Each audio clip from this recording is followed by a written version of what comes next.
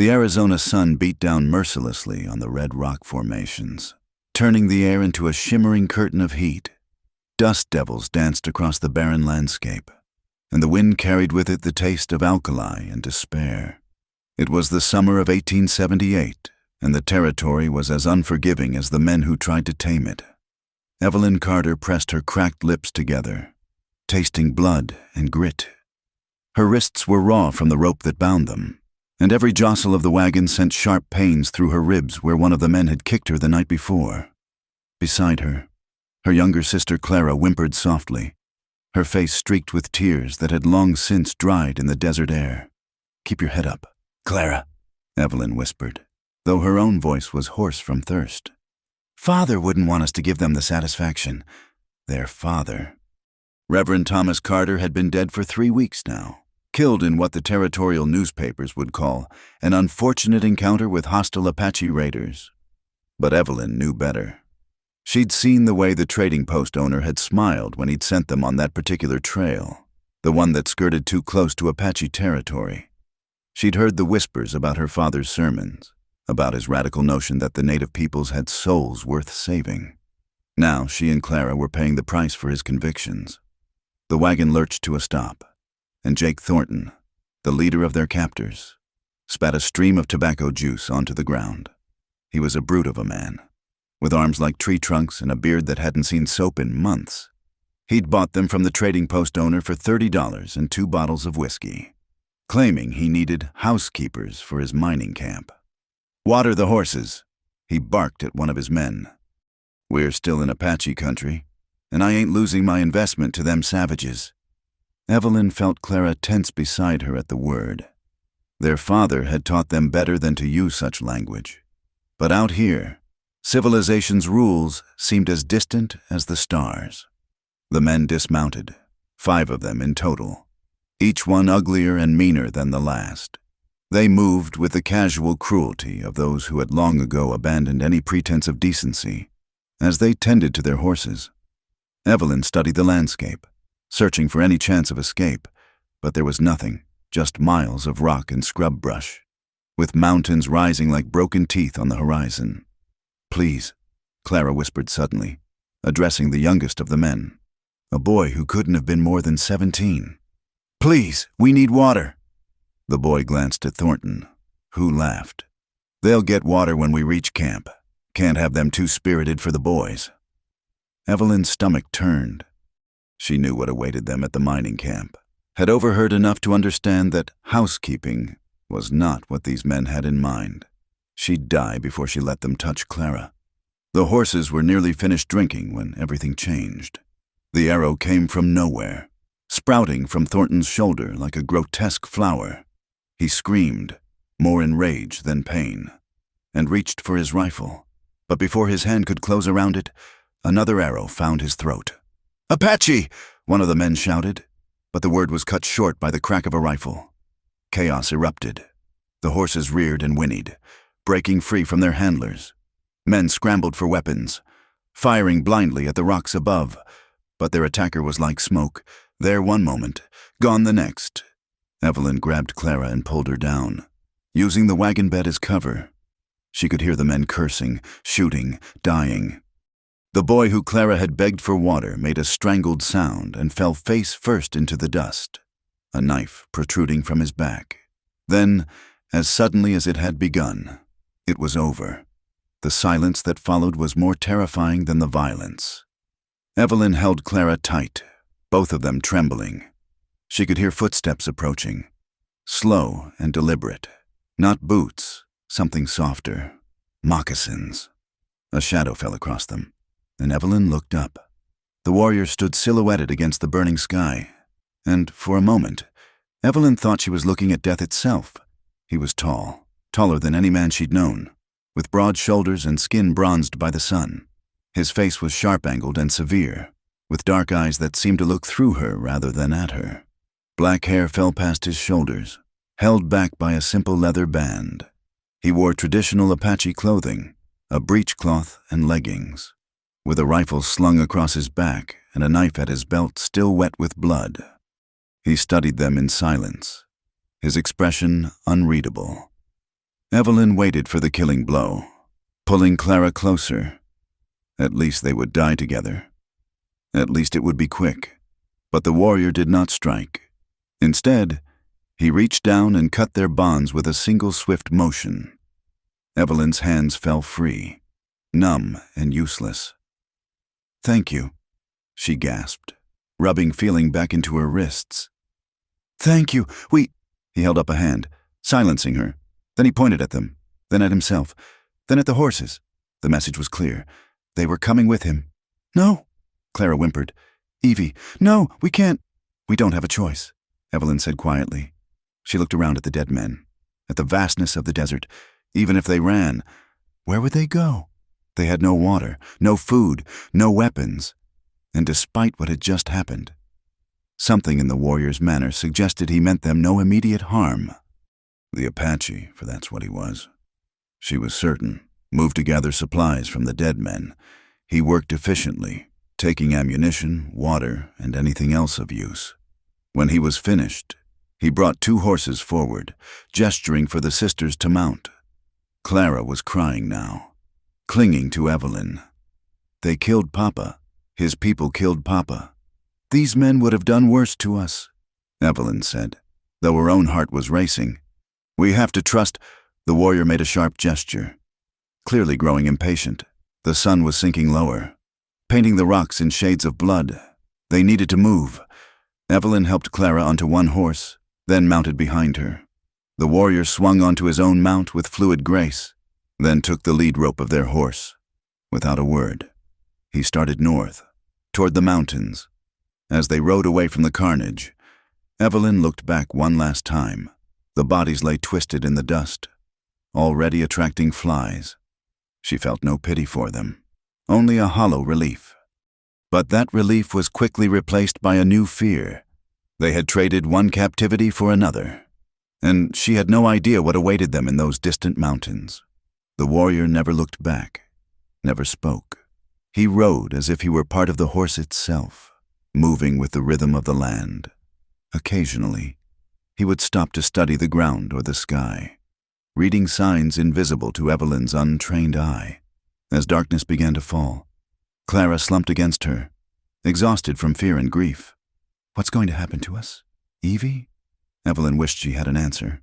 She thought of her father's sermons about faith, about finding God's plan even in the darkest moments. But out here, under the vast and pitiless sky, God seemed very far away. "I don't know," she admitted. "But we're alive. That has to count for something." The warrior led them into a narrow canyon just as the last light faded. He dismounted and began making camp with practiced efficiency. When he built a small fire, carefully shielded by rocks, Evelyn was surprised. She had always heard that Apache never used fires when being pursued. He brought them water, precious, clean water, and some dried meat. Clara was too frightened to eat, but Evelyn forced herself to chew the tough strips. She needed strength for whatever came next. As the fire crackled and the stars emerged overhead, Evelyn found herself studying their captor. Or was he their rescuer? She couldn't decide. He was younger than she'd first thought, perhaps 30 years, with scars on his chest and arms that spoke of a violent life. But there was something else in his bearing, a dignity that reminded her strangely of her father. He must have felt her gaze because he looked up, and their eyes met across the fire. For a long moment, they regarded each other, 2 people from different worlds, brought together by blood and circumstance. Then he reached for something at his belt, and Evelyn tensed. But it was only a piece of paper, folded and worn. He unfolded it carefully and held it out to her, with trembling hands. Evelyn took it and angled it toward the firelight. It was a wanted poster, the kind she'd seen nailed to posts in town, but this one made her blood run cold. Wanted dead or alive, it read, "The Apache renegade known as Taza. Reward, $500. Below was a sketch that, while crude, was clearly meant to represent the man sitting across from her, and below that, a list of crimes. Murder, theft, kidnapping of white women. Evelyn looked up from the poster to find Taza watching her intently. His expression hadn't changed, but something in his eyes seemed to be asking a question. She handed the poster back, her voice steady despite her fear. "Are you going to kill us?" He folded the poster and returned it to his belt. Then he shook his head once, a simple gesture that somehow carried more weight than words. "Then what do you want with us?" Taza stood and moved to his horse, pulling something from the saddlebags. When he returned, he dropped it at her feet. A cavalry insignia, torn and blood-stained. Evelyn understood. An eye for an eye. The soldiers had taken something from him, and now he had taken something in return. She and Clara were not victims to be rescued or villains to be punished. They were simply currency in a war she barely understood. As Taza returned to his side of the fire, Evelyn pulled Clara close. Tomorrow would bring new dangers, new uncertainties. But tonight, under the ancient stars, with the desert wind singing through the rocks, they were alive. And sometimes, in the unforgiving lands of the Arizona Territory, that was miracle enough. The journey into the mountains tested every ounce of strength Evelyn possessed.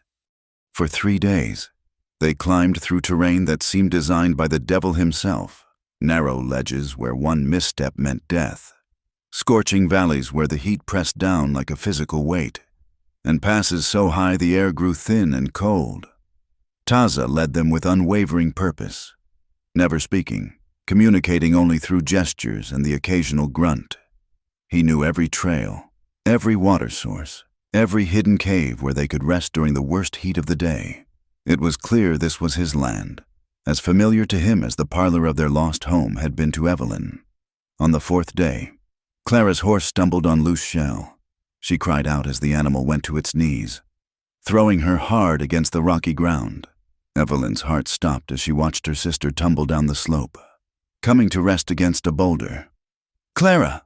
She dismounted frantically, but Taza was already there, moving with that liquid grace that made him seem more spirit than man.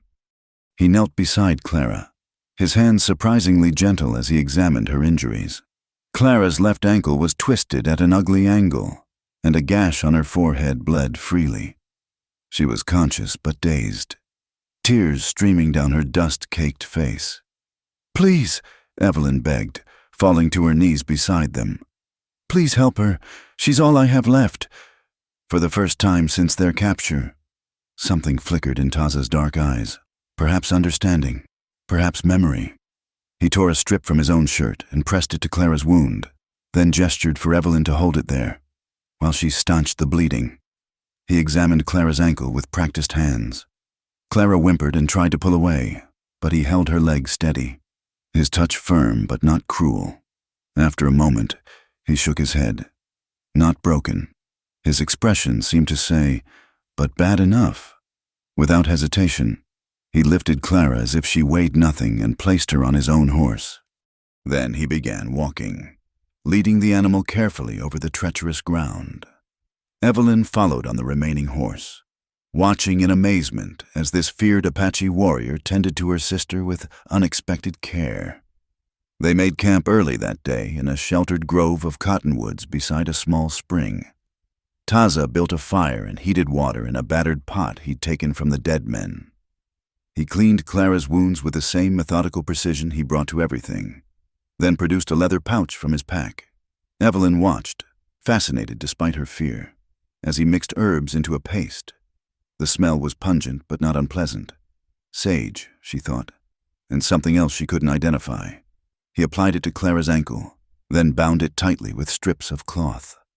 "Thank you," Clara whispered, surprising them all. She'd barely spoken since their capture, too terrified to do more than whimper.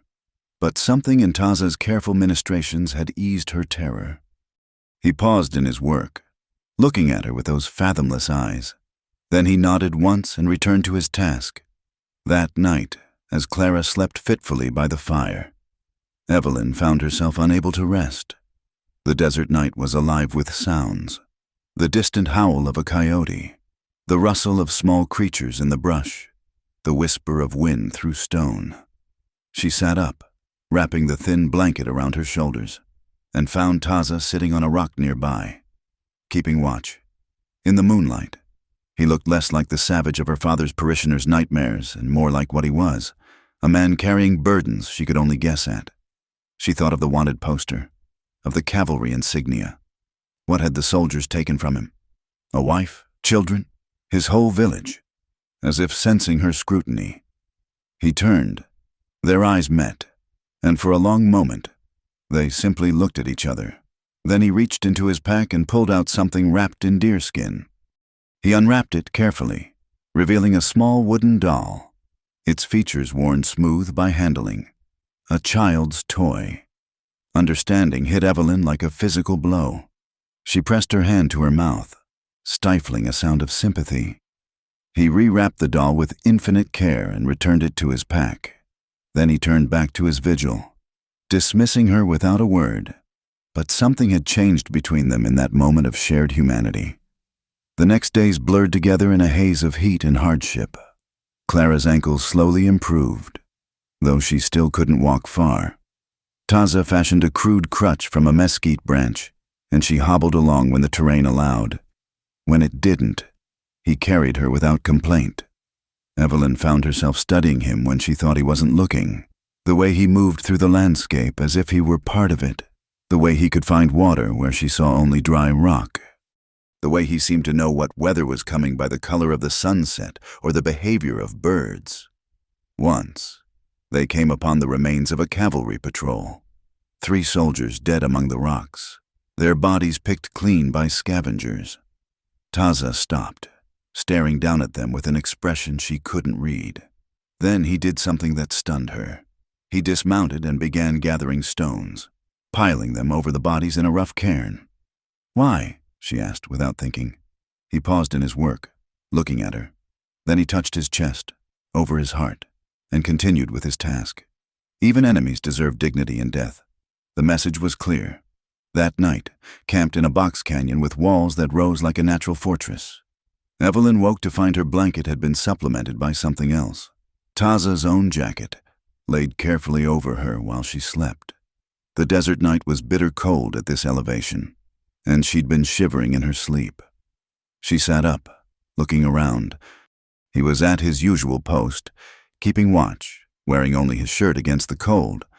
For a moment, she considered returning the jacket, but something held her back. Instead, she pulled it closer, breathing in the scent of smoke and sage and something uniquely him. The next morning, she tried to thank him, but he turned away as if embarrassed by his own kindness. They were climbing through a particularly treacherous pass when they heard it, the distant sound of horses and men. Taza's whole demeanor changed in an instant. He pressed them back against the rock wall, every muscle tense, his hand on his rifle. The voices grew closer, and Evelyn's heart sank as she recognized the accent. Buffalo soldiers, the black cavalry troops that patrolled these territories. They were hunting Apache, no doubt, hunting Taza. Clara gripped her hand so tightly it hurt. If the soldiers found them, what would they think? 2 white women traveling with an Apache warrior. The conclusions they'd draw were obvious and deadly. Taza made a swift decision. He pointed to a narrow crevice in the rock, barely wide enough for a person to squeeze through. Without hesitation, he pushed first Clara, then Evelyn into the space. Then he handed Evelyn his rifle and made a gesture she understood. "Stay hidden, stay quiet." Before she could protest, he was gone, melting into the landscape like smoke. The sisters huddled in the crevice, barely breathing. As the soldiers passed below, Evelyn counted at least 8 men, armed and alert. They were following tracks. Their tracks, she realized with growing horror. "Apache sign," she heard one say. "Fresh, no more than a day old. And shod horses," another added. "Could be he's got captives, or could be he's traded for cavalry mounts," the sergeant said. "Either way, we're close. Keep your eyes open." They moved on, following the false trail Taza had somehow laid in the moments after hiding them. Evelyn waited, counting her heartbeats, until she couldn't hear them anymore. Only then did she dare to breathe. Hours passed. The sun moved across the sky, and still Taza didn't return. Clara dozed fitfully against her shoulder, worn out by fear and pain.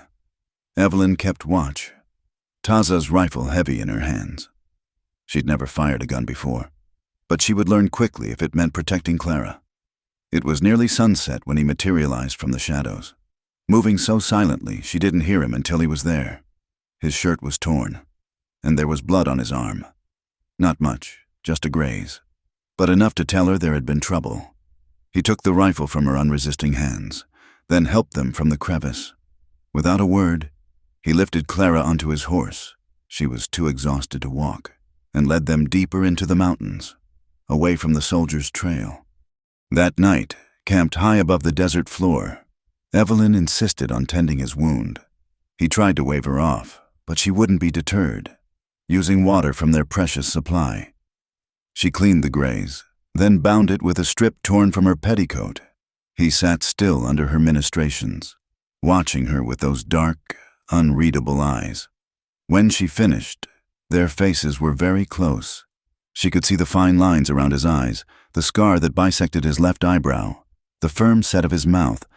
"You could have left us," she said softly, "led the soldiers away and never come back." He shook his head slowly, deliberately. Then he pointed to himself, to her, to Clara, and made a gesture that encompassed all three. Whatever his original intentions had been, they were bound together now. That night, Evelyn lay awake long after Clara had fallen asleep. She watched the stars wheel overhead and listened to the night sounds of the mountains. Somewhere in the darkness, Taza kept his vigilant watch, protecting them from dangers she could only imagine. She thought of her life before, the parsonage with its neat garden, the church socials, the carefully ordered world where everyone knew their place. That world was gone now, as surely as if it had been burned to ash. In its place was this strange new existence, where an Apache warrior showed more kindness than civilized men, where survival depended on trusting someone her world had taught her to fear, as sleep finally claimed her. She found herself thinking not of home, but of the journey ahead, whatever awaited them in Taza's village, whatever price she and Clara would have to pay for their lives. She was beginning to suspect it might be less terrible than what they'd left behind. The mountains rose around them like ancient guardians, and somewhere in the night, a wolf howled, wild and free and utterly untamed, just like the man who guarded their sleep, just like she was beginning to feel herself becoming. The Apache village appeared like a mirage in the hidden valley, so well concealed that Evelyn didn't see it until they were nearly upon it. Wickiups, dome-shaped dwellings made of bent branches and brush, dotted the landscape beside a clear stream. Smoke rose from cooking fires, and the sound of children's laughter drifted on the morning air. Then they saw Taza with his captives, and everything changed. Women grabbed their children and pulled them close. Men emerged from their dwellings with weapons at ready. The laughter died, replaced by a tension so thick Evelyn could barely breathe. An elderly man approached, his face weathered as ancient leather, eagle feathers in his gray hair marking him as someone of importance. He spoke sharply to Taza in Apache, gesturing at the sisters with obvious displeasure. Taza responded in the same language, his voice calm but firm. The conversation grew heated, with other villagers joining in. Evelyn caught the tone, if not the words. Anger, fear, accusations. Clara pressed against her, trembling. "They're going to kill us," Clara whispered. "No," Evelyn said, though she wasn't sure. "Taza won't let them." But looking at the faces surrounding them, she wondered if he had that power. These people had suffered at the hands of whites. That much was clear from the scars many bore, from the wariness in their eyes, from the way mothers clutched their children as if the sisters might steal them away. The argument crescendoed, and for a moment Evelyn thought violence would erupt. Then Taza did something that silenced everyone. He spoke in English. "These women are under my protection," he said, his voice carrying the authority of mountains. "I have claimed them according to our way. Any who would harm them must face me." The words sent a shock through Evelyn. It was the first time she'd heard him speak her language. and his voice was deep, resonant, with only a slight accent. How long had he understood everything they'd said? The elderly man, clearly a chief or elder, studied Taza for a long moment. Then he spat at the ground near the sisters' feet and stalked away. The crowd slowly dispersed, though suspicious glances followed them. An old woman remained, approaching despite the obvious disapproval of others. She was bent with age, but moved with surprising vigor, her eyes sharp as obsidian. She examined the sisters as if they were horses at market, clicking her tongue at their sunburned skin and Clara's still swollen ankle. She spoke to Taza, her tone scolding, and he actually looked chagrined. Then she gestured for the sisters to follow her. "Go with Ayana," Taza said. "She will help you." "You speak English," Evelyn said, still reeling from the revelation. His mouth quirked in what might have been amusement. Mission school, long ago. Then his expression hardened. "Go. It is not safe for you to remain in the open." Ayana led them to a wickiup set slightly apart from the others. Inside, it was surprisingly comfortable. Soft furs on the ground, baskets holding various items, herbs hanging from the framework. She gestured for them to sit, then began heating water over a small fire. Through gestures and a few words of broken English, she communicated her intentions. "Wash," she said, pointing at their filthy clothes. "Eat, rest." For the first time in over a week, Evelyn and Clara were able to properly bathe, using soft deerskin cloths and water scented with herbs. Ayana provided them with clean clothing, simple hide dresses and moccasins that were heaven after their torn and stinking garments. Clara resisted at first. "We can't wear these. We're not like them." "We need to survive," Evelyn said firmly. "Father would understand." As Ayana tended Clara's ankle with the same herbal remedies Taza had used, she spoke in a mixture of Apache and English, telling them about the village. Evelyn gathered that she was some sort of grandmother figure, not Taza's blood relation, but someone who had helped raise him after his family was killed. "Soldiers come," Ayana said, making shooting gestures. "Kill his woman, kill his little girl." She held her hand low to indicate a child's height. "Taza fight, Taza survive, but here—" She touched her chest, over her heart. "Not survive." Evelyn felt tears prick her eyes, the wooden doll in his pack, the cairn over the soldiers' bodies. It all made terrible sense now. Over the following days, they settled into a strange routine. Ayana taught them basic tasks, grinding corn, preparing hides, gathering plants for food and medicine. The work was hard, harder than anything Evelyn had done in her previous life. But there was satisfaction in it too. The other villagers kept their distance, though the children were curious. They would peek around wickiups, giggling when Clara smiled at them, running away when adults noticed. One little girl, braver than the rest, even brought Clara a corn-husk doll, setting it down nearby before scampering off. Taza they saw rarely. He kept to himself, often leaving for days at a time on hunting trips or patrols. When he was in the village, he checked on them through Ayana but maintained careful distance. Evelyn understood. His claiming protection over them was already controversial. Being seen as too familiar would only make things worse. But sometimes she caught him watching her as she worked. Their eyes would meet across the camp, and something would pass between them. Understanding, perhaps, or recognition of their strange bond. It was Clara who began to bridge the gap with the villagers. Despite her initial fear, she had a gentle way about her that transcended language. She would help the women with their children, singing soft hymns that needed no translation. Music, Evelyn realized, was universal. One evening, as Clara sang beside the central fire, her clear voice rising into the star-filled sky, Evelyn noticed the hostility beginning to ease. An old woman wiped tears from her eyes. A young mother swayed with her baby. Even the men seemed less wary. Taza appeared from the shadows, drawn perhaps by the song. He stood at the edge of the firelight, his face unreadable. Clara's song was one their father had loved, Shenandoah, and her voice gave it a haunting quality that spoke of loss and longing. When she finished, there was a moment of profound silence. Then Ayanna began to sing something in Apache, her cracked voice nonetheless beautiful. Others joined in, and soon the night was filled with their combined voices, two cultures finding harmony in shared humanity. Evelyn felt tears on her cheeks. She looked at Taza and found him watching her, something soft in his usually hard expression. Without thinking, she smiled at him, a real smile, perhaps her first since their father's death. He didn't smile back, but something in his stance eased, as if a burden had lightened. Later that night, as Evelyn helped Ayanna clean up after the meal, the old woman spoke more directly than usual. "You care for him," she said, nodding toward where Taza had disappeared. Evelyn's hand stilled. "I'm grateful to him. He saved our lives." Ayanna made a dismissive sound. "Not grateful? More. It's not possible. Heart does not know possible."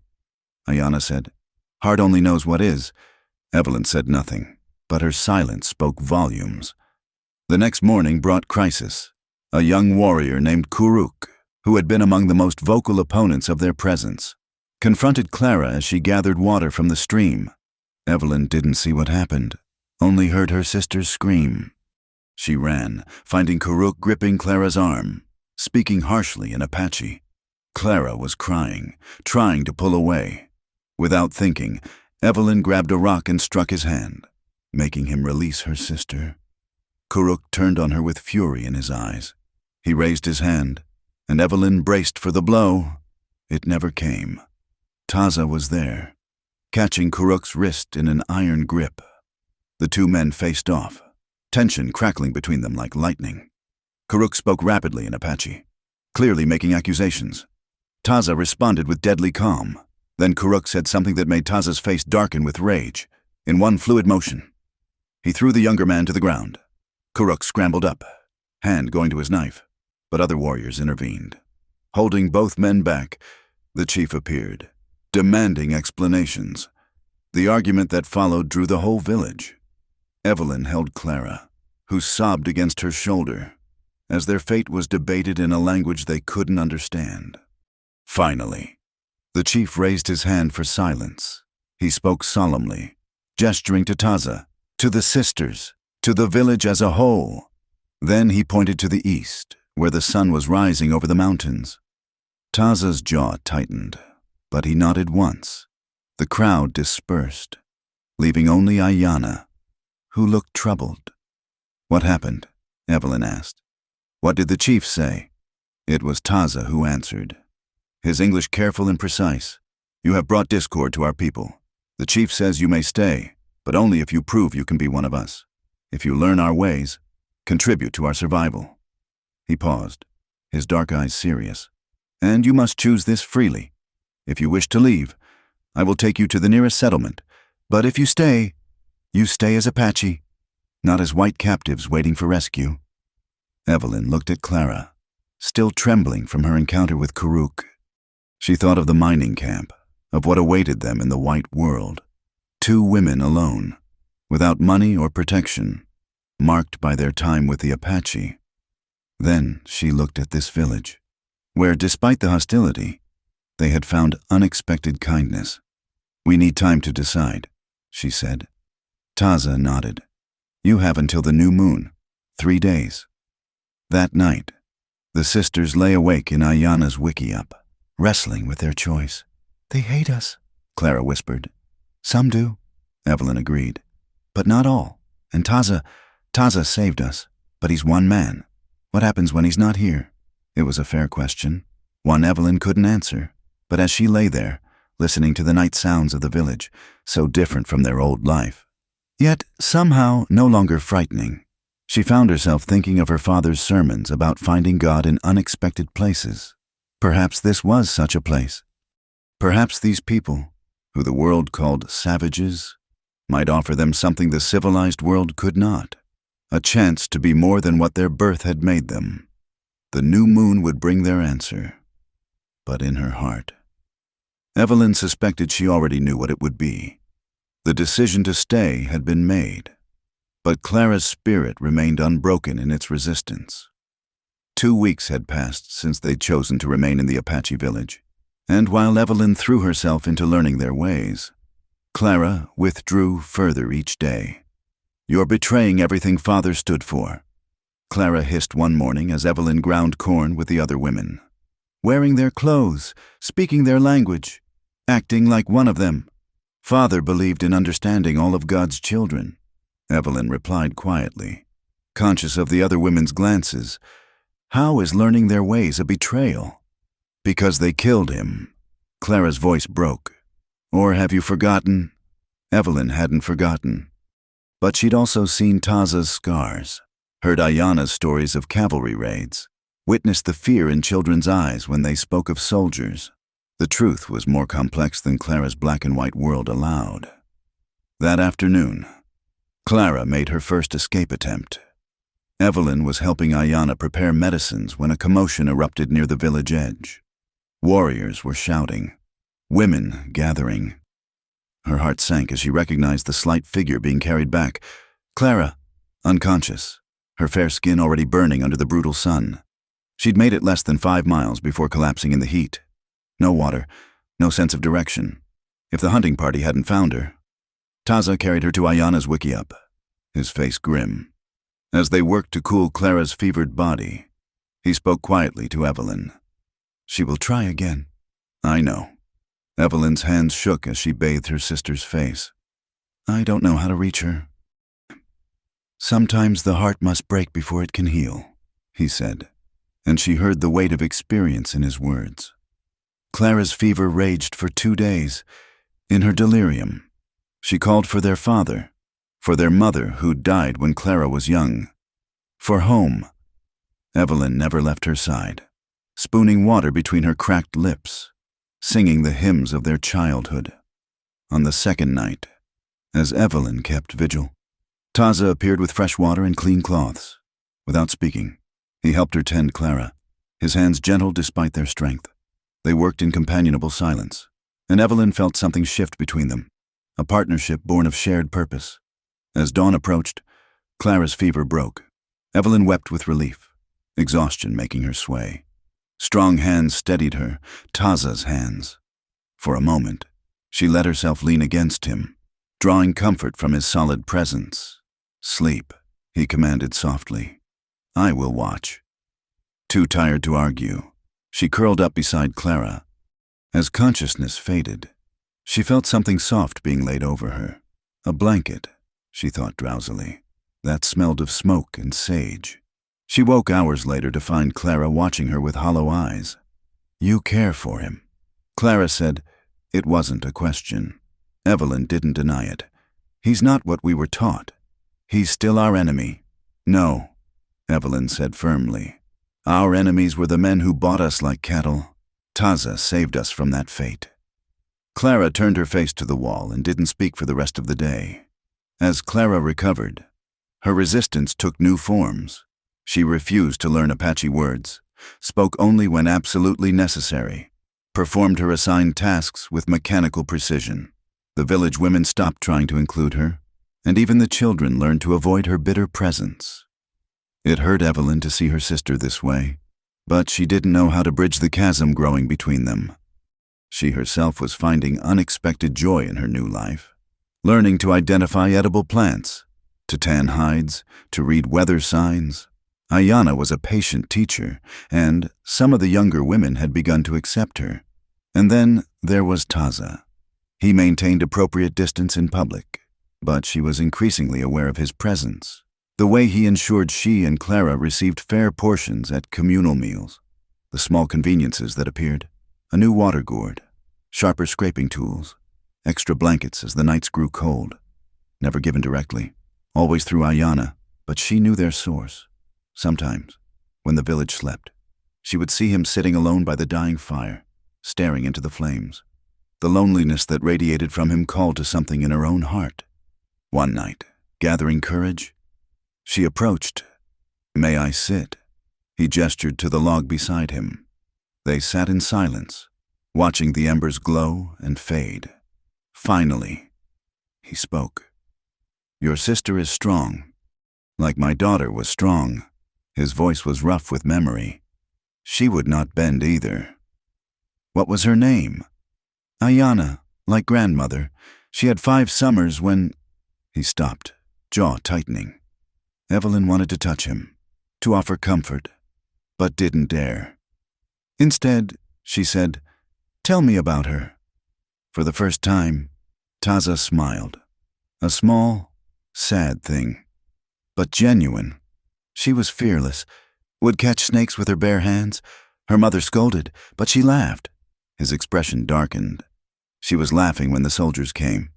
They sat in silence after that, but it was a different silence, one that held shared sorrow and understanding. The next morning brought another crisis. Clara had found a knife. Evelyn discovered her behind their wickiup, pressing the blade against her wrist, tears streaming down her face. "Clara, no!" She knocked the knife away, pulling her sister into her arms. "Please, no, you can't leave me. I can't live like this," Clara sobbed.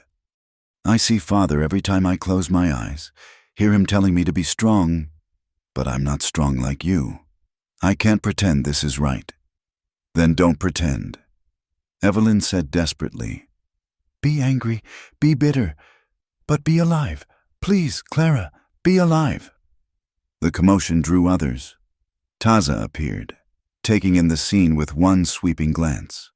He picked up the knife, then knelt before Clara, who shrank back. "You wish to join your father?" he asked in careful English. Clara nodded defiantly, though tears still fell. "Then you are weak," he said, and his words were harsh but not cruel. "Death is easy. Life is hard. Your father, was he weak?" "No," Clara flared. "Then why do you dishonor him with weakness?" Clara struck at him, her small fists beating against his chest. He didn't move, didn't defend himself, just let her rage until exhaustion took her. Then, as she collapsed sobbing, he spoke again.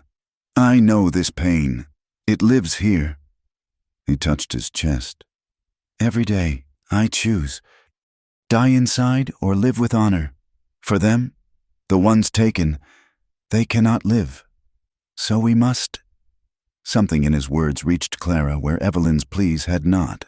She looked up at him, really seeing him for perhaps the first time, not as the enemy, but as someone who understood her loss. That night, the sisters held each other as they hadn't since childhood. Clara's tears soaked Evelyn's shoulder, but they were different tears, not just of grief, but of release. "I'm frightened," Clara whispered. "Everything's changing. Even you're changing. Change isn't always bad," Evelyn said, stroking her sister's hair. "You love him." Again, not a question. This time, Evelyn's silence was admission. What would Father say? Evelyn had asked herself that question countless times. I think Father would say that love is never wrong, only what we do with it." Clara was quiet so long Evelyn thought she'd fallen asleep. Then, in a small voice, "Will you teach me their language?" It was a beginning. The autumn days grew shorter, and the village prepared for winter. Clara slowly emerged from her cocoon of grief, helped by an unexpected friendship with a young widow named Isadora, who had lost her husband to soldiers. They couldn't speak each other's language well, but grief needed no translation. Evelyn found herself drawn more and more to the daily rhythms of Apache life. She learned to read the sky for weather, to know which routes would sustain life through the cold months, to move silently through the forest. Her hands grew calloused but capable, her body strong from work, and always there was awareness of Taza, a charged energy when he was near, an emptiness when he was gone on hunting trips. She caught him watching her sometimes with an intensity that made her breath catch, but he never crossed the invisible line between them, never spoke of what simmered beneath the surface. Until the night of the harvest celebration, the village had worked hard to prepare for winter, and tradition demanded a feast. There was venison and corn cakes, pine nut soup and wild berries. Someone produced a drum, and dancing began, nothing like the staid socials of Evelyn's past, but something wild and joyful and alive. Clara even smiled, sitting with Isadora and clapping to the rhythm. For the first time in months, she looked her age instead of ancient with sorrow. Evelyn stood at the edge of the celebration, content to watch. She didn't notice Taza approach until he spoke. "Dance." She turned, startled. He stood before her, hand extended, not quite touching, invitation clear. "I don't know your dances." "Then learn." Heart pounding. She placed her hand in his. The contact sent lightning through her veins.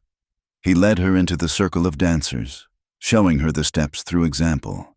It was nothing like a waltz, more primal, more honest, bodies moving to ancient rhythms. When their eyes met, the rest of the world fell away. There was only the drum, the fire, and this man who had saved her in more ways than one. His hand on her waist burned through the hide dress. Her breath came quick, and not from exertion. The dance ended, but he didn't release her immediately. They stood frozen, breathing hard, aware that the entire village watched. Then Ayanna's cackle broke the spell.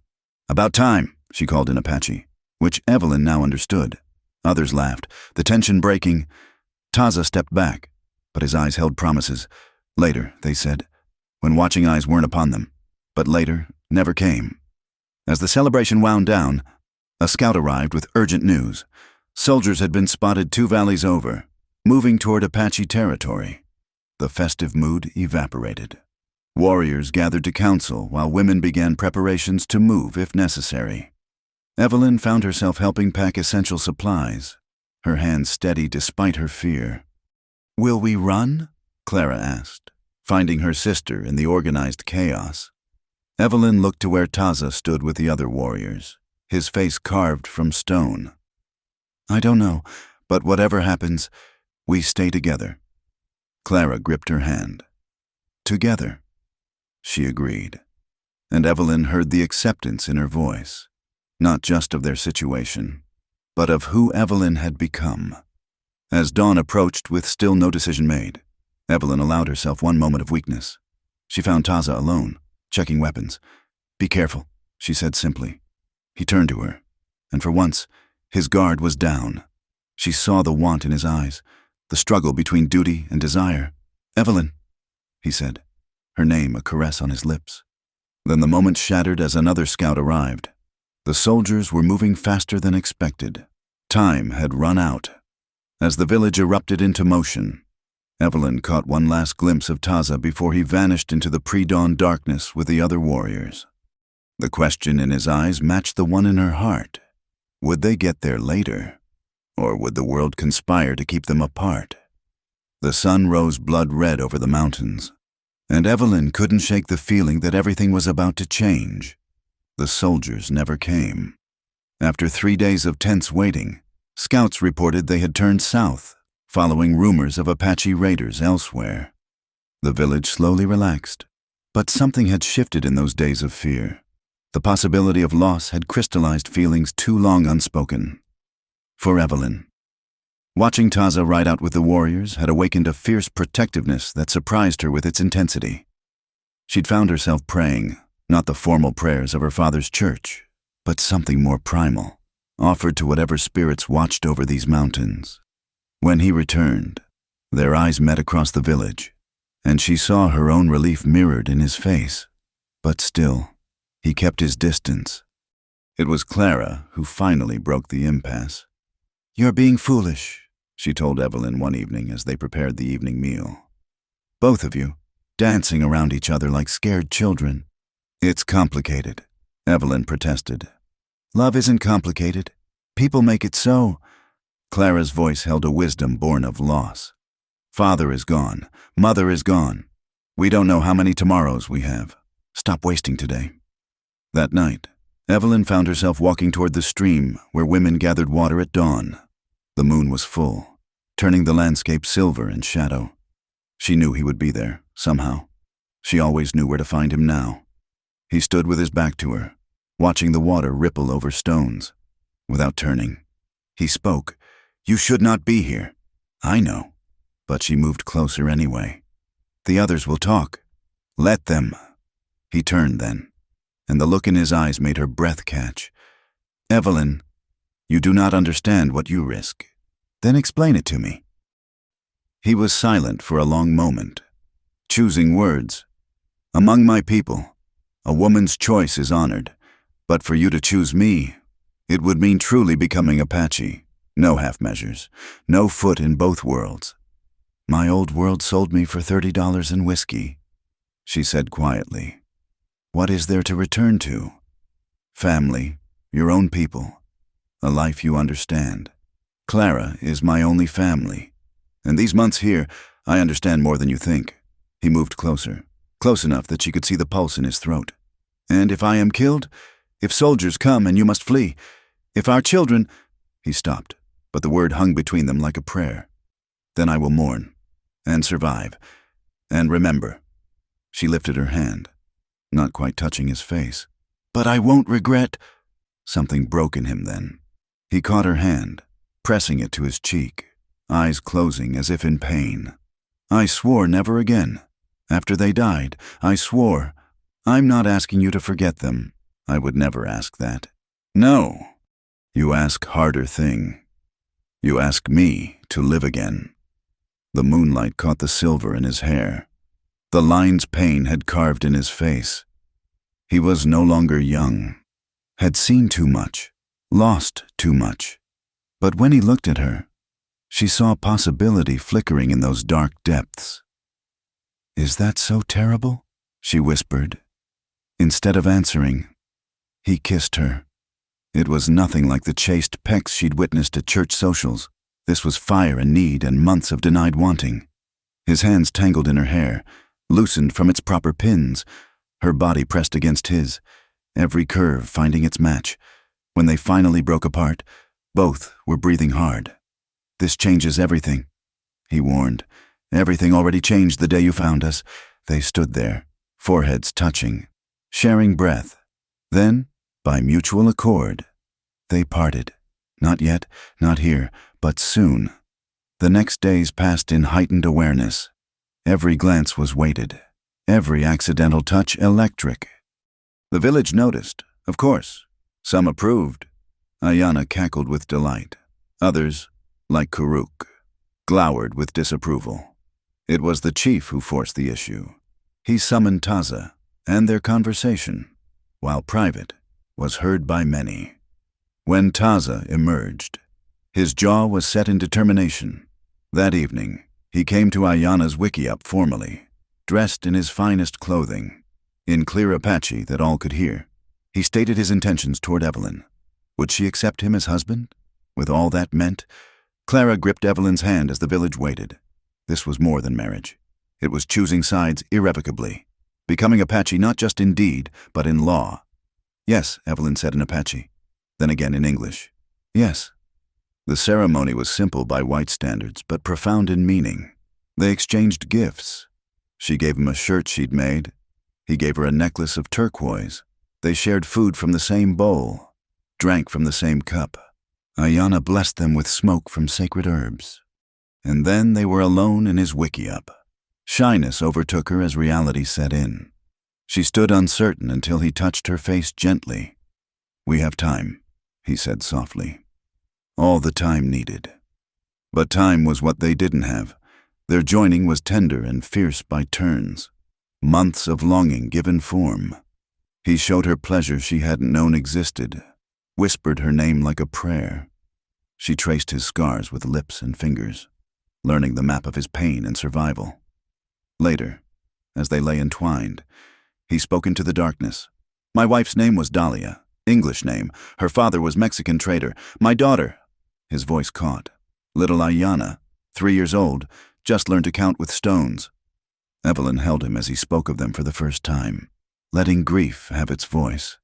When words failed, she simply held tighter, understanding that this too was part of their joining, not just bodies, but sorrows shared. Dawn came too soon, and with it, consequences. Clara was subdued but supportive. Be happy, she told Evelyn. One of us should be, but others were less accepting. Karuk confronted them at the morning meal, speaking rapidly in Apache. Taza responded calmly, but tension coiled in his muscles. What's he saying? Evelyn asked Ayanna quietly. The old woman frowned. He says Taza dishonors the dead. Says white woman will bring white soldiers. Says—" She stopped, shaking her head. "Ugly words. Ignore." But ignoring became impossible when Karuk switched to broken English, ensuring Evelyn understood. "You think you Apache now? You always white, always enemy." "He forgets. But others remember." "Enough," Taza said, standing. The single word carried threat. Karuk subsided, but his eyes promised this wasn't over. The harassment was subtle at first. Evelyn would find her water gourds empty, her gathered plants scattered. Once, she discovered her drying meat contaminated with dirt. Taza grew increasingly grim, but Evelyn begged him not to escalate. "I've faced worse," she assured him. "This will pass." But it didn't pass. It grew worse. Clara, despite her own struggles, became fiercely protective. "We survived those miners. We survived the desert. We'll survive this too." The crisis came when Evelyn went to gather pine nuts alone. A foolish decision, she later realized. Karuk and 2 others cornered her in a ravine, their intentions clear in their eyes. "Time you learn place," Karuk sneered. Evelyn backed against the rocks, hand finding the knife at her belt. "Touch me and Taza will kill you." Taza gone soft, thinks with heart, not head. They advanced, and Evelyn prepared to fight, knowing she couldn't win but determined to mark them for their crime. The attack never came. Clara appeared above them on the rocks, Taza's rifle in her hands, aimed steady at Karuk's head. "Step away from my sister," she said calmly. "I may be white, but I've learned to shoot. Want to test me?" The men hesitated, calculating odds. "Also," Clara added conversationally, "Taza is coming. I'd run if I were you." Whether by coincidence or Clara's design, hoofbeats sounded in the distance. The men scattered like quail, leaving the sisters alone. Evelyn sagged against the rocks. "How did you know?" "I saw them follow you, and I remembered what you said. We survived together or not at all." They were still embracing when Taza arrived, took in the scene with one glance, and dismounted in deadly silence. "Karuk?" he asked. Evelyn nodded. "I will handle this." "No killing," Evelyn pleaded. "It will only make things worse." His expression was stone. "Some things require blood." But it was the chief who handled it. Calling council that night, the sisters weren't permitted to attend. But Taza later reported that Karuk and his followers had been banished for breaking the peace. "Will they come back?" Clara asked. "Perhaps, but not soon." That night, as Evelyn lay in Taza's arms, she wondered if they would ever truly be safe. As if reading her thoughts, he pulled her closer. "Regrets?" he asked. "No, you." Instead of answering, he loved her with a tenderness that spoke more than words. But in the morning light, she saw the worry in his eyes. They had won this battle, but the war between worlds was far from over. A week later, their fragile peace shattered completely. A rider came with news that made Evelyn's blood run cold. White soldiers were looking for 2 women, sisters, taken by Apache raiders. There was a reward. And worse, they were questioning all Apache groups, prepared to use force if necessary. The village erupted in arguments. Some said the sisters should leave immediately. Others argued they were Apache now, to be protected. Taza stood firm. His wife would not be cast out. But Evelyn saw the fear in Mother's eyes, the way men looked at their children. She and Clara had brought danger to these people who had sheltered them.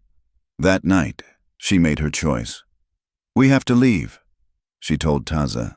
"Clara and I will go north, where no one knows us. We go together or not at all. Your place is here. These are your people. You are my people now." They argued in fierce whispers, neither yielding. Finally, exhausted, they simply held each other, the future uncertain as desert wind. It was Clara who decided. At dawn, she stood before the gathered village. "My sister and I will leave," she announced in careful Apache. "You have shown us kindness. We won't repay it with danger." "No," Taza said flatly. But Evelyn was already moving. Gathering their few possessions, "It's decided." The farewells were brief. Ayana wept, pressing herbs and food into their hands. Other women who had become friends offered quiet blessings. Even some who had resented them seemed sorry to see them go. Taza prepared horses, his movements sharp with suppressed anger. But when the moment came to leave, he simply stood there, looking at Evelyn with eyes that held too much.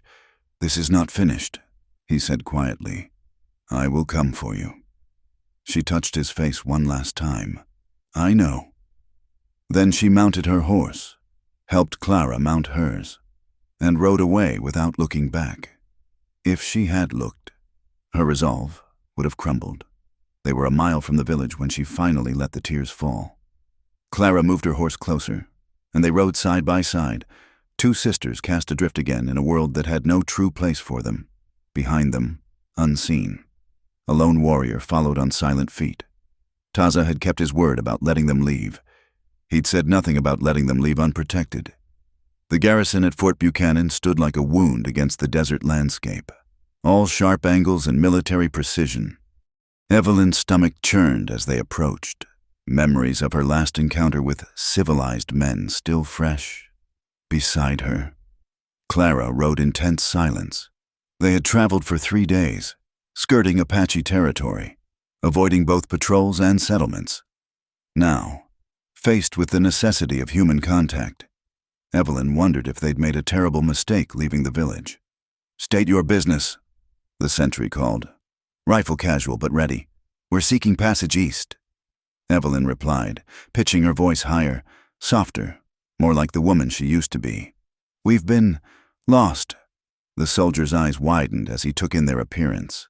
Despite wearing the American clothes they'd traded for, something of their months with the Apache clung to them. The way they sat their horses, perhaps, or the wariness in their eyes. "Lost?" His gaze sharpened. "You the Carter sisters? The ones taken by the Apache?" Evelyn's heart sank. Their story had spread. "Yes, Sergeant McKenna." The sentry's shout brought running feet. "It's them missing women!" What followed was a blur of activity. They were ushered inside, hands reaching to help them dismount, voices asking questions they weren't ready to answer. Evelyn caught Clara's eye, saw her own fear reflected there. The post commander, Major Harrison, was a thin man with suspicious eyes. He questioned them separately, a tactic Evelyn recognized too late. "How long were you with the savages?" "Several months." She kept her answers brief, truthful where possible. "And they didn't harm you?" The question behind the question was clear. Evelyn lifted her chin. "We were treated with respect." Harrison's expression said he didn't believe her. "You'll need to be examined by our surgeon. Both of you. Standard procedure for women recovered from captivity." "That won't be necessary." "I'm afraid I must insist." His smile was cold. "For your own well-being, of course." The examination was humiliating. Dr. Morse, an elderly man who reeked of whiskey, inspected them like livestock while a nurse stood by. His hands lingered too long, his questions too invasive. "Remarkable," he muttered. "No signs of... that is, you appear unharmed." Evelyn bit her tongue against the response that wanted to escape. Unharmed. She thought of Karuk's attack, of the miner's brutality. The deepest harms had come from her own kind. They were given a room, locked, for their protection. Clara paced like a caged animal while Evelyn tried to think. "They're not going to let us leave." Clara said, "Not easily. No. We should have stayed." Clara stopped, shaking her head. "Listen to me. Weeks ago I wanted nothing more than to escape. Now you understand that cages come in many forms." A knock interrupted them. The door opened to reveal Mrs. Patterson, the commanding officer's wife, a formidable woman corseted within an inch of her life. "You poor dears," she cooed, though her eyes were sharp. "What an ordeal, but you're safe now. Tomorrow we'll get you properly dressed. Can't have you wandering about looking like, well, like Apache women, like survivors, like ourselves." "Thank you," Evelyn managed. "The major has sent word to the territorial governor. There will be quite a fuss. I imagine Rescued captives always generate such interest. She paused meaningfully. Of course, much depends on your cooperation. The threat was veiled but clear. Play the role of grateful rescued maidens, or face consequences. After she left, Clara sank onto the narrow bed. What do we do? Before Evelyn could answer, a commotion arose outside. Shouts, running feet, the crack of rifles. The sisters rushed to the small window. Apache warriors at the gates, not attacking, just sitting their horses. Waiting. Evelyn's heart leaped as she recognized the lead figure's bearing, though he was too distant to see clearly. He came, Clara breathed. The standoff lasted hours. The Apache made no aggressive moves, simply waited. The fort buzzed like a disturbed hive. Finally, as sunset approached, Major Harrison emerged. The parley was brief, even from their window. Evelyn could see Harrison's agitation. Then the Apache turned and vanished into the gathering dusk. Within minutes, their door burst open. Harrison stood there, face flushed with anger. What did you tell them? He demanded. How did they know you were here? We told them nothing, Evelyn said truthfully. Lying won't help you. He stepped closer, and Evelyn smelled alcohol on his breath. Those savages demanded we release you, said you belonged with them. What did you do to make them think that? Clara, surprising Evelyn, stepped forward. We survived. Apparently that's a crime. Harrison backhanded her casually, sending her stumbling. Evelyn caught her, fury rising. You'll answer questions respectfully. Harrison snarled, or I'll have you both thrown in the stockade until you remember your place. He left, locking the door behind him. Clara's cheek bloomed red, but her eyes blazed defiance. I understand now, she said quietly.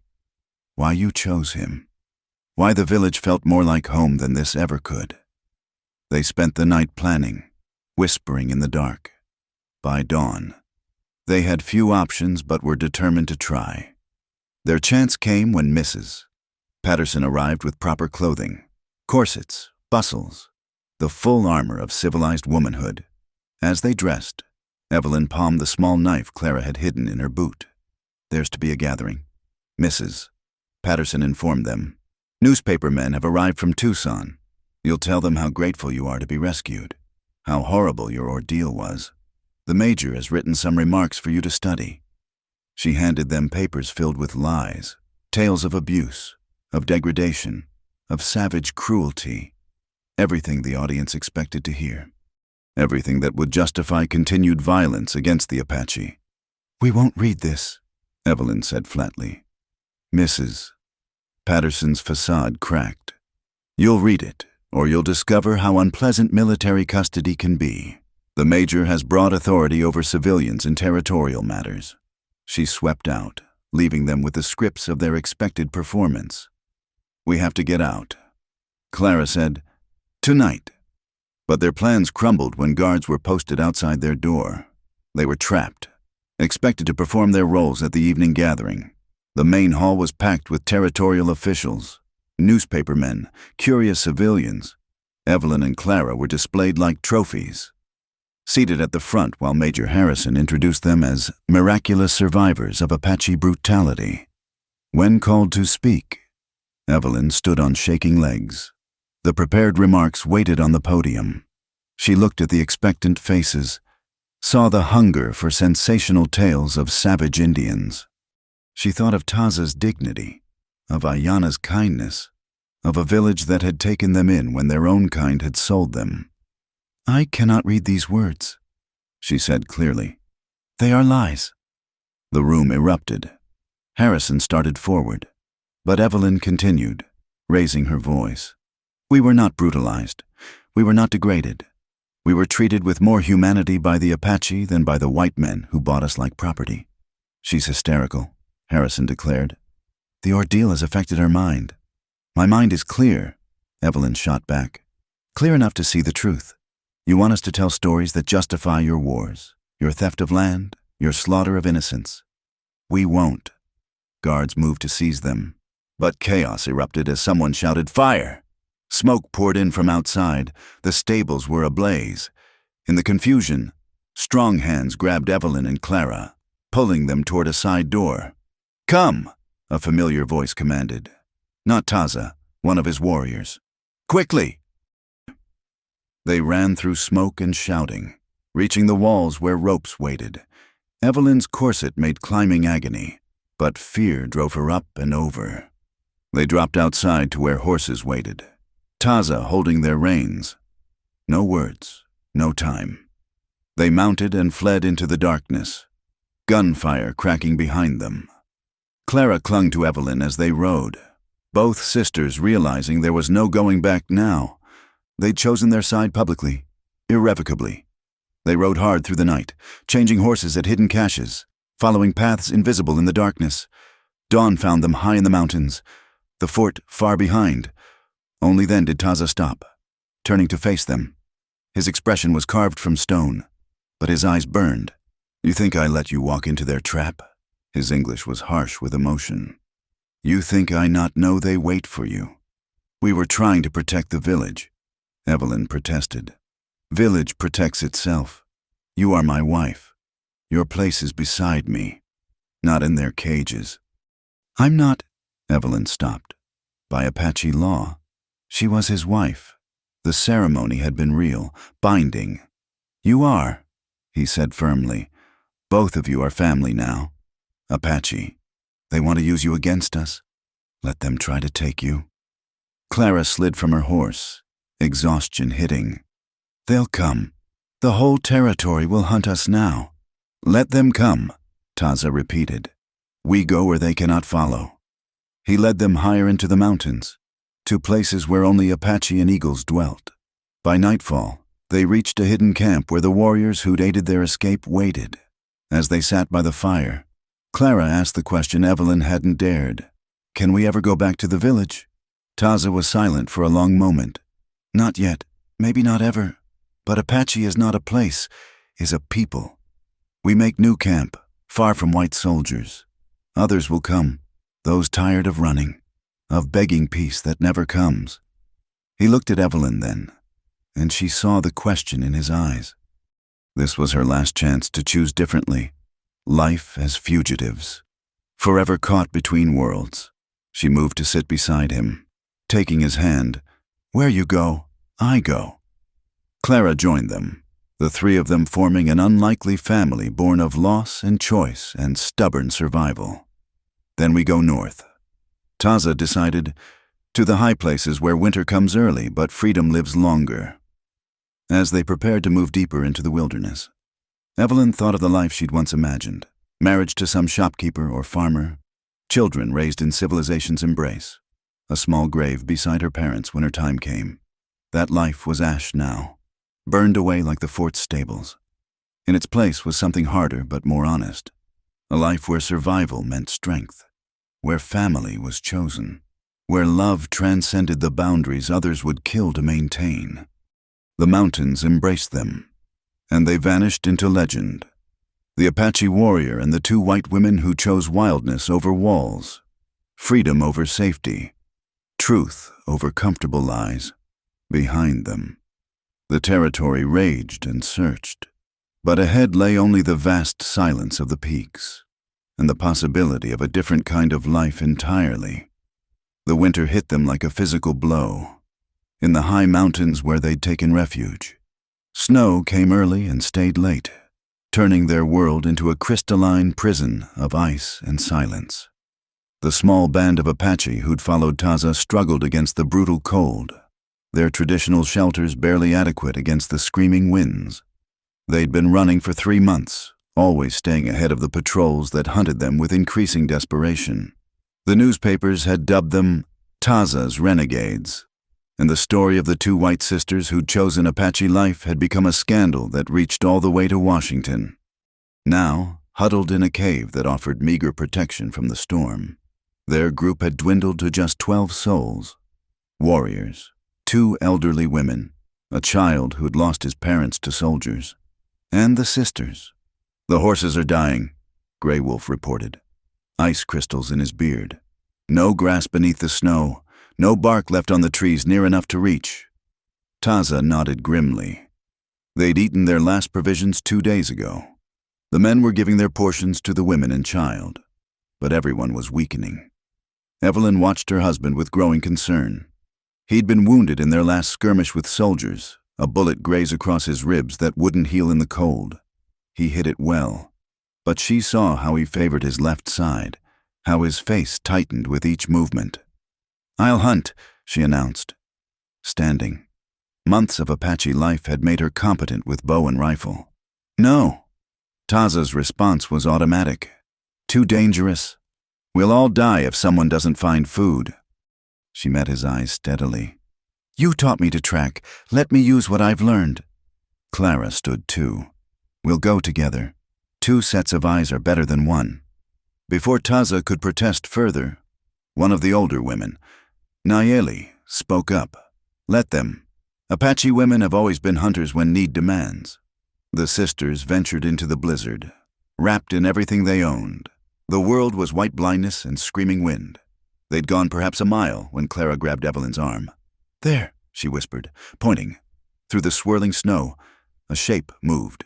An elk, separated from its herd, struggling through the drifts. Evelyn notched an arrow with numb fingers, drew the bow as Taza had taught her, breathing steady despite the wind. The arrow flew true. The elk stumbled, fell, but as they approached their kill, shapes materialized from the white. Wolves, drawn by the scent of blood. "Back away slowly," Evelyn murmured, reaching for the rifle slung across her back. But the wolves were desperate too, winter lean and hungry. They circled, eyes glowing in the storm. Clara raised her own weapon. "On 3, Evelyn said. 1, 2, they fired together. One wolf fell, another fled yelping. The pack scattered, but Evelyn knew they'd return, working frantically. The sisters butchered what they could carry, hands clumsy with cold but driven by necessity. They were halfway back when they heard it, the distinctive crack of military rifles. Too close. "Run!" Evelyn gasped. They stumbled through the snow, following their own rapidly filling tracks. Behind them, shouts in English grew closer. They burst into the cave to find the band already alerted. "Weapons ready." "Soldiers!" Clara panted. "Maybe 10, coming fast." Taza was already moving, organizing defense despite his wound. But looking around, Evelyn saw the truth. They were too weak, too few. The child whimpered, clinging to Nayeli's skirts. "There's another way," she said suddenly. "Clara and I can lead them off. We're who they really want." "No." Taza's refusal was fierce. "Listen to me." She gripped his arms. "They want the white women who chose Apache life. Give them a chase. You take the others deeper into the mountains while we draw them south. It's the only way." Clara added quietly, "We all die here, or maybe some survive if we split up." The argument was brief and bitter, but time was their enemy. Finally, Taza pulled Evelyn aside. "You cannot ask this of me," he said in Apache, voice raw. "Not again. I cannot lose another." She silenced him with a kiss, pouring all her love and desperation into it. "You won't lose me. We'll meet at the spring camp when the thaw comes. I swear it." His hands framed her face, memorizing. "If you do not come, I will find you, in this life or the next." There was no more time. The sisters mounted the 2 strongest remaining horses, burst from the cave in full view of the approaching soldiers. As hoped, the patrol split, most following them. Only a few continuing to the cave where the others could ambush them from cover. The chase was nightmare in white. Wind tore at them. Snow blinded them. Their horses struggled through drifts. But they knew this terrain now, knew where passages led and where dead ends waited. They were setting up for a defensive stand in a narrow canyon when Evelyn's horse screamed and fell, a bullet finding its mark. She rolled clear, Clara wheeling back for her. "Go!" Evelyn shouted, but Clara was already hauling her up behind her. Their horse labored under the double weight. The soldiers were closing. Then, disaster. A shot caught Evelyn in the shoulder. spinning her from the horse into the snow. The world went red and white, blood on snow, pain like fire. Clara's face appeared above her, tears freezing on her cheeks. "Get up, Evie! Please, get up!" Somehow she did, Clara half dragging her to shelter behind fallen rocks. Her left arm was useless, blood soaking through her furs. Clara pressed snow to the wound, trying to stop the bleeding. The soldiers had them surrounded. Evelyn could hear the lieutenant calling for their surrender, promising fair treatment. Empty promises from men who'd already decided their fate. "Go!" Evelyn gasped. "While they're focused on me, I told you before," Clara said fiercely, checking her rifle. "Together or not at all." They made their stand there. In a circle of blood-stained snow, Clara was magnificent, calm, deadly, picking off any soldier who showed himself. Evelyn managed to reload for her with one working hand, the two sisters functioning as one, but ammunition ran low. The circle tightened, just as Evelyn thought the end had come. New gunfire erupted from behind the soldiers. Taza and his warriors had circled back, hitting the patrol from an unexpected angle. The soldiers, caught between two fires, fell back in confusion. In minutes that felt like hours. It was over. Taza reached them first, his face terrible as he saw Evelyn's wound. Without a word, he lifted her, carrying her to where Grey Wolf waited with horses. "The others?" Clara asked. "Safe, moving north." He didn't look at her, focused on Evelyn's increasingly pale face. "We go to the hidden spring. Warm water there. Shelter." The journey blurred for Evelyn. Pain came in waves, consciousness flickering. She was aware of movement, of Taza's voice speaking constant reassurances, of Clara's hand gripping hers. She woke to warmth, impossible warmth after so much cold. Hot spring water steamed around her, and gentle hands cleaned her wound. Nayeli worked with herbs and prayers, while Taza held her steady. The bullet passed through. Nayeli announced, "She is strong. She will heal." Relief broke something in Taza. He pressed his face to Evelyn's neck, shoulders shaking with suppressed sobs. She'd never seen him weep, not even when speaking of his murdered family. "I'm here," she whispered. "I'm here." Recovery was slow. The hot springs provided warmth, but food remained scarce. Clara proved herself again and again, hunting with the men, standing guard, caring for everyone with a determination that earned deep respect. One night, as Evelyn dozed in the healing warmth, she heard Clara and Taza talking quietly. "She almost died because of me," Clara said, "because I was too weak to survive on my own." "No," Taza replied. "She almost died because she is brave, because she loves you. This is not weakness, is greatest strength. I used to hate you." Clara admitted, "Hate your people. But now, you're more family to me than anyone but Evie ever was. Family is not blood only, is choice. You chose to stand with her. I choose to stand with both." When spring finally came, melting the snow and opening the passes, they were different people than those who'd fled into winter. Leaner, harder, but somehow stronger in their bonds. A runner brought news. The territorial government had declared them dead, victims of the harsh winter. The active hunt was over. Though bounties remained, we could go far north, Grey Wolf suggested. Canada, maybe. Start new. But Taza looked at the hot springs, at the hidden valley that had sheltered them. Or we stay, build here. Let them think us ghosts. Evelyn, her arm still weak but healing, moved to stand beside him. "A home?" "A home," he confirmed, pulling her close. Clara joined them, the three survivors looking out at the valley, their refuge, their prison, their possibility. "Together," Clara said, and it was both statement and vow. The mountains stood eternal around them, keeping their secrets. And in a hidden valley where hot springs steamed and game trails crossed, three people who should never have found common ground began building something new.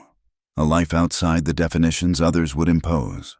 A family forged in hardship and sealed in choice. Let the world think them dead. They had never been more alive. 5 years had passed since they disappeared into the mountains. 5 years of building, surviving, and slowly creating something that resembled peace. Their hidden valley had become home to a small but growing band. Apache who'd tired of running, a few Mexican traders who kept their secrets, and even a black family who'd fled Texas violence.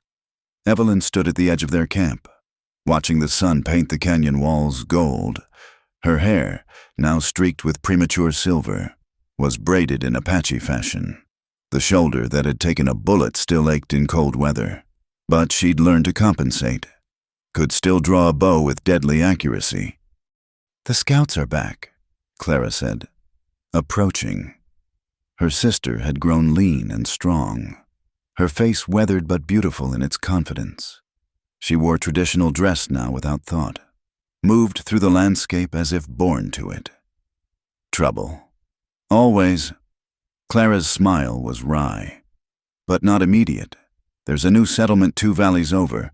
They don't know we're here yet." It was their constant dance, staying hidden while still living, trading what they needed while avoiding recognition. The world thought them dead, but the dead still needed salt, ammunition, news from outside. Taza emerged from their dwelling, a proper cabin now, built with their own hands. The years had added lines to his face, but his presence remained commanding. He touched Evelyn's waist as he passed, a casual intimacy that still made her heart race. "Council tonight," he said. "We decide about the settlement." The council was their way now, Apache tradition modified for their mixed band. Everyone had a voice, even the children. As darkness fell and the fire was lit, 23 souls gathered to discuss their future. "We could send traders," suggested Miguel, the Mexican who brought them goods. "Test their temperament. Too risky," Grey Wolf countered. He'd never fully recovered from the winter of their flight, walked now with a pronounced limp. One recognition, one slip, and soldiers come. The debate continued, but Evelyn found her attention drifting. Young Sarah, the black girl they'd taken in last winter, was teaching Apache children a clapping game. Their laughter rang through the evening air, black and Apache and Mexican, playing as if the outside world's divisions meant nothing. This was what they'd built. Not just a hiding place, but a community. "I'll go." The word surprised everyone, including Evelyn herself. But once spoken, she knew they were right. "No." Taza's response was predictable. "Hear me out." She stood, addressing the circle. "I'm the one they least expect. The newspaper stories all had me young, delicate. Look at me now." She gestured to her weathered face, her work-hardened hands. "Who would recognize me? Just another frontier woman trading for supplies." "I'll go with her," Clara added. "We're stronger together." The argument was long, but eventually, practicality won. They needed information. Needed to know if this new settlement posed a threat. Who better than 2 women who could pass for simple frontier wives? 3 days later, they rode into Millfield Settlement, dressed in borrowed American clothes that felt strange after years of Apache dress. The town was small. A general store, a saloon, a half-built church, perhaps 50 souls trying to carve civilization from wilderness. They tied their horses outside the store, Evelyn's hand instinctively checking for the knife hidden in her boot. Inside, the familiar smells of civilization. Coffee, tobacco, pickles, and brine seemed foreign now. "Help you ladies." The shopkeeper was young, eager. "Need supplies."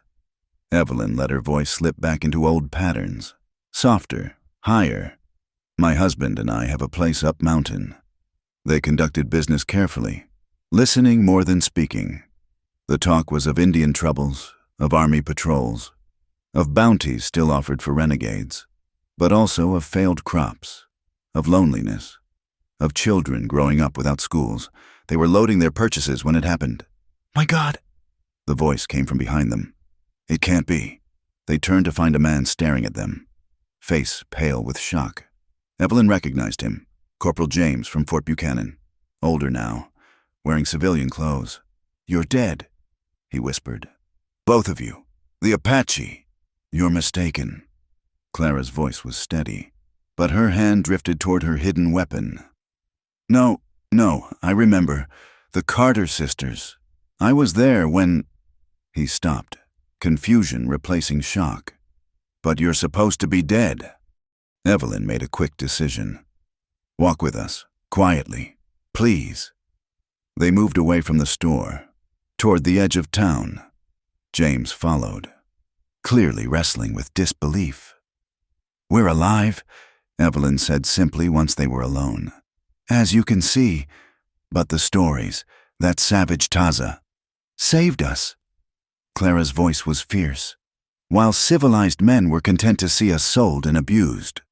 James stared at them, taking in their weathered faces, their confident bearing, the way they stood ready for violence if needed. You stayed with them, by choice. We found family with them. Evelyn said, found home, now we live quiet, harm no one. That's all. There's still a bounty, on dead women. Evelyn met his eyes. Are you going to make us dead, James? He was quiet for a long moment, and she saw him truly seeing them, not the frightened girls from 5 years ago, but the women they'd become. I have a daughter now, he said finally, born after I left the army. If something happened to me, to her mother, I'd want someone to help her, not sell her. He looked away. I never liked what happened at the fort, how Harrison treated you. Then forget you saw us. He nodded slowly. You were never here, but, he hesitated. That settlement, they're planning to push further into the mountains come spring, looking for grazing land. You might want to relocate whatever you have up there. A warning, a kindness from an unexpected source. Thank you, Clara said softly. They parted ways, the sisters returning to their horses with their supplies. As they rode out, Evelyn glanced back to see James watching from the store porch. He raised his hand slightly, a farewell to ghosts. The ride back was urgent. This news would change everything. Their valley might not stay hidden much longer. They were a mile from home when riders appeared. Taza and 2 warriors, faces grim with worry. You're late, was all he said. But Evelyn heard the fear beneath the words. That night, they shared their news with the council. The debate was more serious now. Stay and risk discovery, or abandon what they'd built and run again. I'm tired of running, old Naomi said. She'd grown frail but remained the band's spiritual heart. If this is where we make our stand, so be it. Others voiced agreement. They'd built homes here, planted crops, raised children. This valley was more than a hiding place now. It was home. Then we prepare.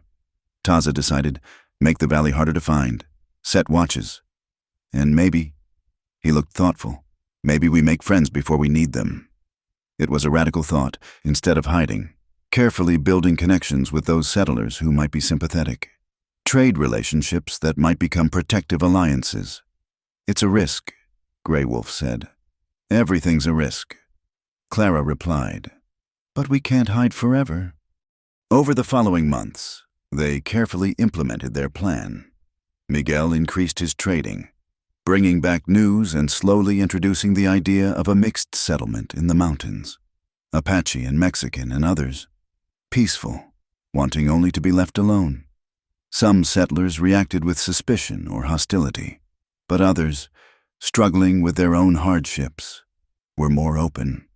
Slowly, carefully, trades began. Apache remedies for sick children, frontier women learning to tan hides properly, shared knowledge that benefited both sides. The first test came when a settler child went missing. The father came to their valley, a shocking breach of their security. But he was desperate. His daughter had wandered off chasing a butterfly. Apache trackers found her within hours, cold and scared but unharmed. When they returned her, the father wept with relief. I was told you were savages, he said, clutching his child. But savages wouldn't have... Thank you. Word spread quietly. The ghost settlement in the mountains, where people of all kinds lived together, where help might be found if desperately needed, where questions weren't asked about past lives. Not everyone approved. There were still those who preached hatred, who saw any cooperation with Apache as betrayal of the white race. But pragmatism won more often than not. The frontier was hard on everyone, and help was help, regardless of the color of the hand offering it. One evening, as snow began to dust the peaks, Evelyn stood watching their expanded settlement. Smoke rose from a dozen homes now. Children's voices carried on the wind, Apache words mixed with English and Spanish, the sound of a new world being born. Taza joined her, pulling her close against the cold. Regrets. It was their old question, asked whenever life grew hard. Never, she replied, as always. But this time she added, only that Father couldn't see this. He would have understood. He sees. Taza said simply, through your eyes, through what we build. Clara approached, carrying her infant daughter, a child whose mere existence defied the world's categories. Apache and Mexican heritage mixed through her adopted parents' love. The trading party from Millfield is coming tomorrow, she reported. James sends word, no trouble expected, but stay alert. They stood together, three people who'd found each other across impossible divides, watching their impossible community prepare for another day of careful existence. In the distance, a wolf howled, wild and free, calling to its pack. Evelyn smiled, remembering another night, another howl, when she'd first felt the pull of a different life. They'd traveled far from that night, through blood and snow and sorrow, but they'd survived, more than survived. They'd built something new. Inside, Clara said, shivering. Dinner's ready, and the children are hungry. They walked back to their homes, to their people, to the life they'd chosen against all odds. Behind them, the mountains stood eternal guard, keeping their secrets safe. At least for now. At least for today. And in the frontier, sometimes today was all anyone could ask for. Thank you for listening to this tale of the Old West. If you enjoyed this story of the Carter sisters and their journey, let us know where you're listening from. We'd love to hear from campfire friends all around the world. Don't forget to subscribe to Wild West Campfire for more tales of courage, survival, and the untamed frontier. Share your thoughts in the comments below. Until next time, partners.